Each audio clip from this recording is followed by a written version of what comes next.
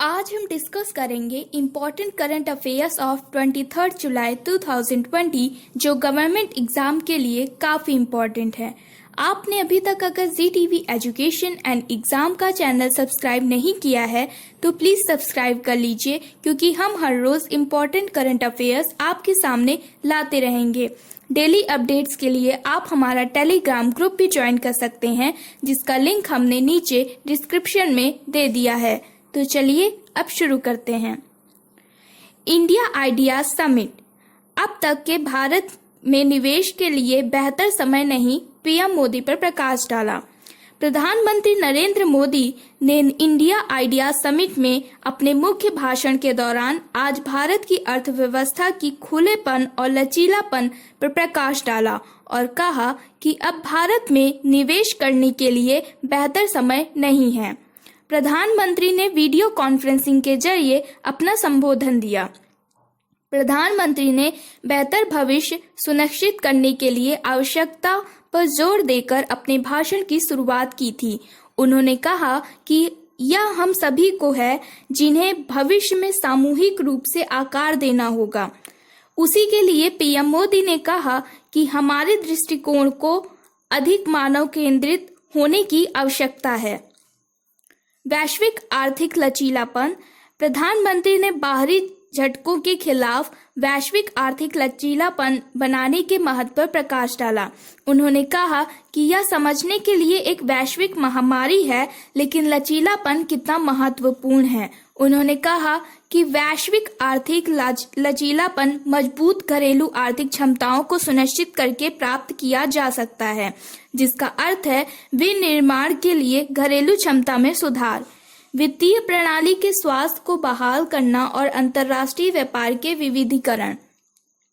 उन्होंने आगे कहा कि भारत एक आत्मनिर्भर भारत के स्पष्ट आह्वान के माध्यम से एक समृद्ध और लचीला दुनिया में योगदान कर रहा है और इसके लिए भारत साझेदारी का इंतजार कर रहा है। खुले दिमाग से खुला बाजार। पीएम मोदी ने कहा। प्रधानमंत्री ने आगे कहा कि आज भारत के प्रति वैश्विक आशावाद है। उन्होंने यह कहकर जारी रखा कि ऐसा इसलिए है क्योंकि भारत खुलेपन, अवसरों और प्रौद्योगिकियों का सही संयोजन प्रस्तुत करता है। पीएम मोदी ने आगे कहा कि भारत लोगों और शासन के खुलेपन का जश्न मनाता है। उन्होंने कहा कि खुले दिमाग खुले बाजार बनाते हैं और खुले बाजार अधिक समृद्धि की ओर ले जाते हैं। प्रधानमंत्री ने कहा कि यह ऐसी प्रक्रिया है जिसमें भारत और अमेरिका दोनों सहमत हैं। पीएम मोदी ने आगे प्रकाश डाला कि भारत ने अपनी अर्थव्यवस्था को अधिक खुला और सुधार उन्मुख बनाने के लिए कई प्रयास किए हैं। कई सुधार लाए गए हैं जिन्हें प्रतिस्पर्धा में वृद्धि, पारदर्शिता में वृद्धि, डिजिटलीकरण, अधिक नवाचार और अधिक नीतिगत स्थिरता को सुनिश्चित किया है। भारत अपार शक्ति के देश के रूप में उभर रहा है। Digital media. एक नई रिपोर्ट के मुताबिक पीएम मोदी ने पहली बार शहरी इंटरनेट उपयोगकर्ताओं की तुलना में ग्रामीण इंटरनेट उपयोगकर्ताओं को उजागर किया है। उन्होंने कहा कि भारत में वर्तमान में आधे अरब सक्रिय इंटरनेट उपयोगकर्ता हैं और आधे अरब से अधिक लोग हैं जो जुड़े हुए हैं। इसलिए उन्होंने कहा कि निवेश करने के कई अवसर हैं। कृषि। प्रधानमंत्री ने तब किसानों की बड़ी मेहनत में कृषि में निवेश को आमंत्रित किया। पीएम मोदी ने इस बात पर प्रकाश डाला कि कृषि में निवेश के कई अवसर हैं, जैसे कि खाने के लिए तैयार चीजें, मत्स्य पालन और जैविक उत्पाद। उन्होंने यह भी कहा कि भारत का खाद्य प्रसंस्करण क्षेत्र 2025 तक $0.5 ट्रिलियन होने की उम्मीद है। पीएम मोदी ने कहा कि भारतीय कृषि क्षेत्र में निवेश करने का सबसे अच्छा समय अब है। Health care. प्रधानमंत्री ने निवेशकों को स्वास्थ्य सेवा में निवेश करने के लिए भी आमंत्रित किया, जिसमें कहा गया कि भारत का स्वास्थ्य क्षेत्र हर साल 22% से अधिक तेजी से बढ़ रहा है। उन्होंने कहा कि हमारी कंपनियां चिकित्सा प्रौद्योगिकी, टेलीमेडिसिन और डायग्नोस्टिक्स के उत्पादन में भी प्रगति कर रही है। पीएम मोदी ने आगे कहा कि भारत और अमेरिका ने पहले ही पैमाने और गति हासिल करने के लिए फार्मा क्षेत्र में एक मजबूत साझेदारी का निर्माण किया है। इसलिए उन्होंने कहा कि भारतीय स्वास्थ्य सेवा क्षेत्र में निवेश के विस्तार का यह सबसे अच्छा समय है। ऊर्जा, पीएम मोदी ने कहा कि इस बात पर प्रकाश डालते हुए कहा कि भारत एक गैस आधारित अर्थव्यवस्था में विकसित हो रहा है जो बड़े निवेश के अवसरों को खोलेगा। प्रधानमंत्री ने कहा कि उनके निवेश के लिए अधिक बिजली उत्पन्न करने के लिए भारतीय बिजली क्षेत्र में प्रवेश करने का सबसे अच्छा समय है। भूमिका रूप व्यवस्था, पीएम मोदी ने कहा कि भारत इतिहास का सबसे बड़ा बुनियादी ढांचा अभियान देख रहा है और उसने निवेशकों को अरबों और सड़क और राजमार्गों आदि के लिए आवास बनाने में भागीदार बनने के लिए आमंत्रित किया। नागरिक विमानन, पीएम मोदी ने कहा कि नागरिक उड्डयन महान संभावित विकास का एक और क्षेत्र है। उन्होंने कहा कि अगले 8 वर्षों में भारतीय हवाई यात्रियों की संख्या 2 गुने से अधिक होने की उम्मीद है और शीर्ष भारतीय निजी एयरलाइंस की योजना इस नए दशक में 1000 से अधिक नए विमानों को शामिल करने की है। रक्षा अंतरिक्ष, पीएम मोदी ने घोषणा की कि भारत रक्षा क्षेत्र में निवेश के लिए एफडीआई कैप को 74% तक बढ़ा रहा है। उन्होंने कहा कि भारत इच्छुक निजी और विदेशी निवेशकों को विशेष प्रोत्साहन देगा। उन्होंने आगे कहा कि भारत ने रक्षा उपकरणों और प्लेटफॉर्मों के उत्पादन को प्रोत्साहित करने के लिए 2 रक्षा गलियारों की स्थापना की है। उन्होंने आगे कहा कि सरकार ने कुछ हफ्ते पहले अंतरिक्ष क्षेत्र में सुधारों के लिए रास्ता साफ कर दिया। वित्त बीमा, पीएम मोदी ने वित्त और बीमा में निवेश के लिए भारत की ओर से निवेशकों को आमंत्रित करते हुए कहा कि भारत ने बीमा में निवेश के लिए एफडीआई कैप को बढ़ाकर 49% कर दिया है। उन्होंने यह भी घोषणा की कि अब बीमा मध्यस्थों में निवेश के लिए 100% एफडीआई की अनुमति होगी। पीएम मोदी ने यह भी कहा कि भारतीय बीमा बाजार 2025 तक 250 बिलियन अमेरिकी डॉलर तक बढ़ने की उम्मीद है। पीएम मोदी का समापन वक्तव्य, प्रधानमंत्री ने कहा कि जब बाजार खुले होते हैं, जब अवसर अधिक होता है और विकल्प कई होते हैं, क्या आशावाद बहुत पीछे रह सकता है। उन्होंने कहा कि जब भारत प्रमुख व्यापार रेटिंग में वृद्धि करता है तो आशावाद देख सकता है, विशेष रूप से वर्ल्ड बैंक की व्यापार रेटिंग में आसानी से। पीएम मोदी ने खुलासा किया कि भारत ने पिछले वित्तीय वर्ष में लगभग 74 बिलियन अमेरिकी डॉलर का प्रत्यक्ष विदेशी निवेश प्राप्त किया। उन्होंने यह कहकर जारी रखा कि कोविड-19 महामारी के बीच में भारत ने अप्रैल से जुलाई 2020 के बीच $20 बिलियन से अधिक का विदेशी निवेश आकर्षित किया है। उन्होंने यह कहकर बंद कर दिया कि भारत के उदय का मतलब है कि एक राष्ट्र के साथ व्यापार के अवसरों में वृद्धि, जिस पर आप भरोसा कर सकते हैं। भारत अमेरिकी की दोस्ती पर बोलते हुए पीएम मोदी ने कहा कि दोनों देशों की दोस्ती ने अतीत में कई ऊंचाइयों को बढ़ाया है। बंद करते समय उन्होंने यह कहते हुए अमेरिकी निवेशकों को बुलाया कि भारत में अब तक निवेश करने के लिए बेहतर समय नहीं है। पृष्ठभूमि, प्रधानमंत्री नरेंद्र मोदी भारत विचार सम्मेलन में मुख्य भाषण दे रहे थे। यूएस इंडिया बिजनेस काउंसिल द्वारा theme building a better future के साथ शिखर सम्मेलन की मेजबानी की गई। 2020 शिखर सम्मेलन में परिषद की स्थापना की 45वीं वर्षगांठ है।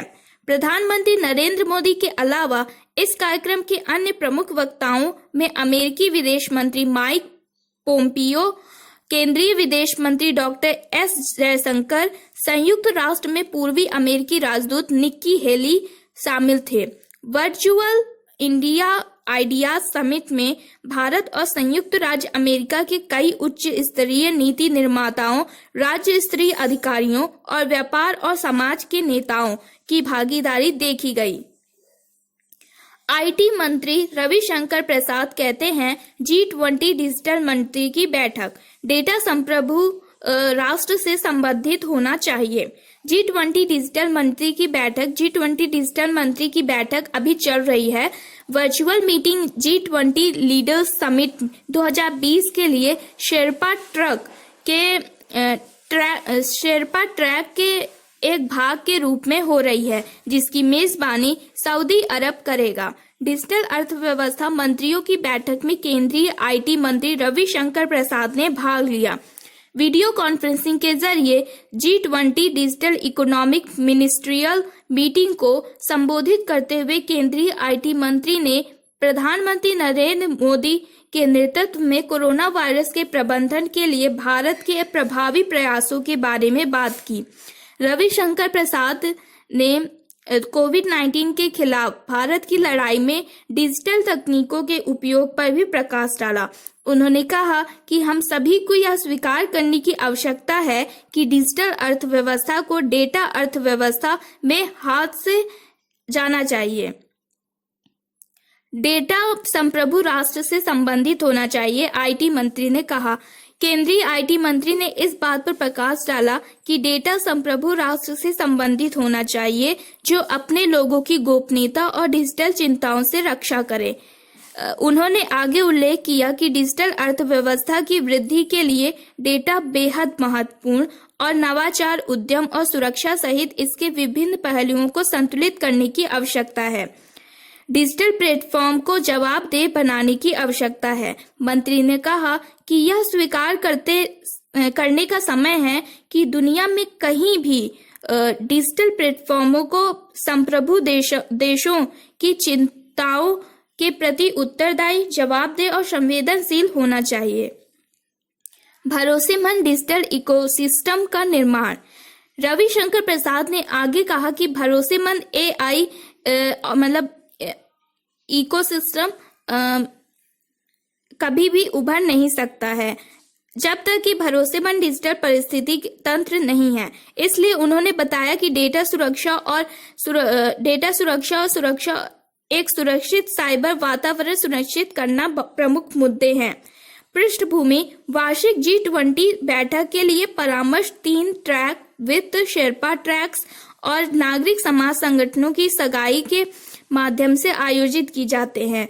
G20 लीडर्स समिट 2020 की मेजबानी सऊदी अरब द्वारा 2020 के अंत तक की जाएगी। ANASIS second. दक्षिण कोरिया ने पहली बार सैन्य उपग्रह लॉन्च किया। दक्षिण कोरिया ने 20 जुलाई 2020 को अपना पहला सैन्य संचार उपग्रह लॉन्च किया।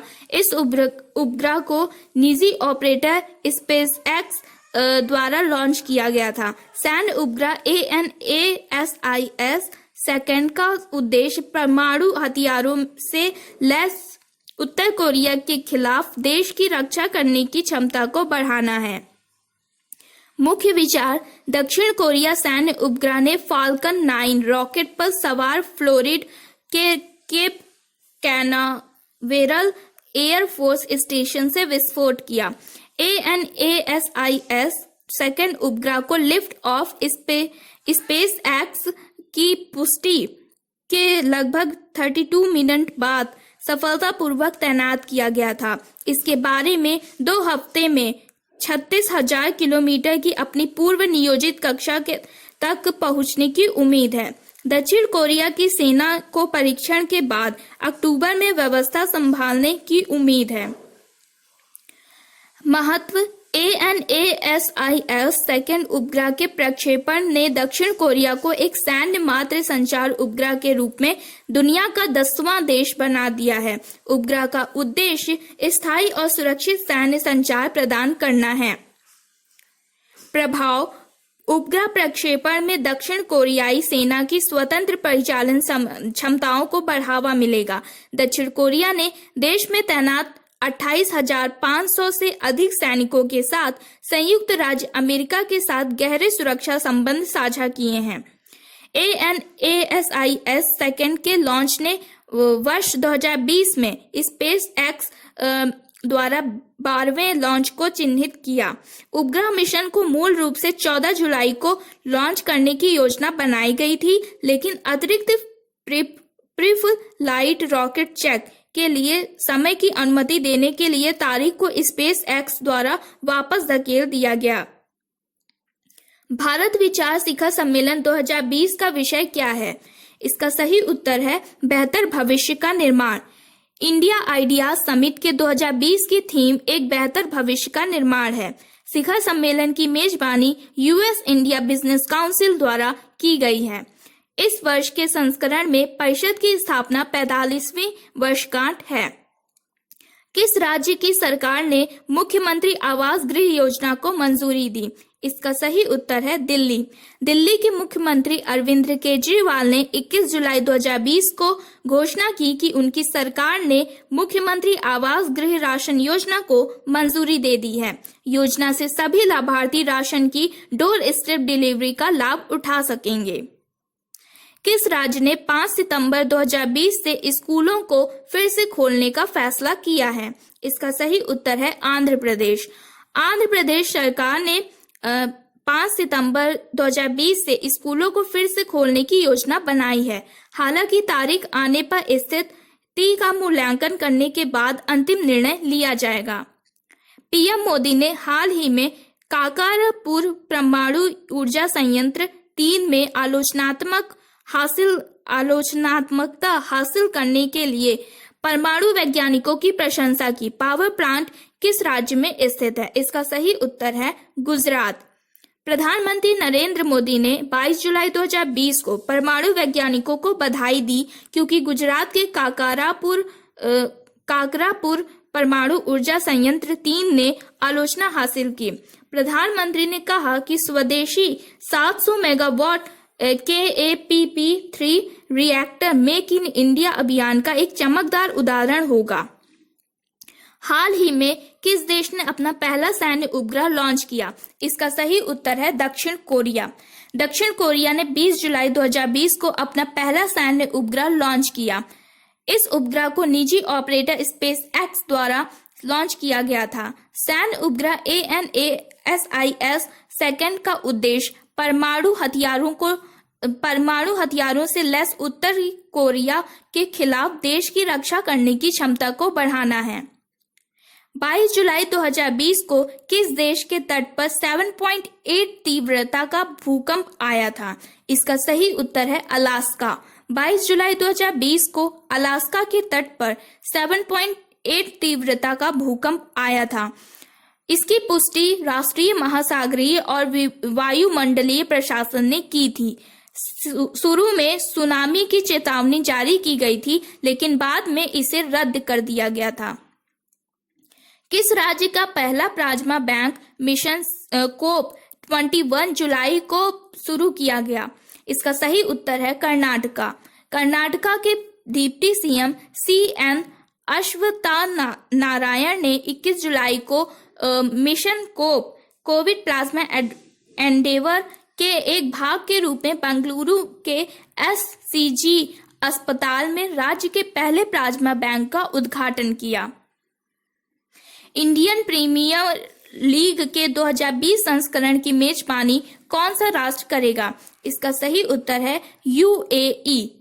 इंडियन प्रीमियर लीग IPL का 2020 संस्करण UAE में आयोजित किया जाएगा। इसकी पुष्टि IPL गवर्निंग काउंसिल के अध्यक्ष ब्रिजेश पटेल ने 22 जुलाई 2020 को की थी। UAE और श्रीलंका दोनों ने भारत में कोविड-19 मामलों की बढ़ती संख्या को देखते हुए लीग की मेजबानी की पेशकश की थी।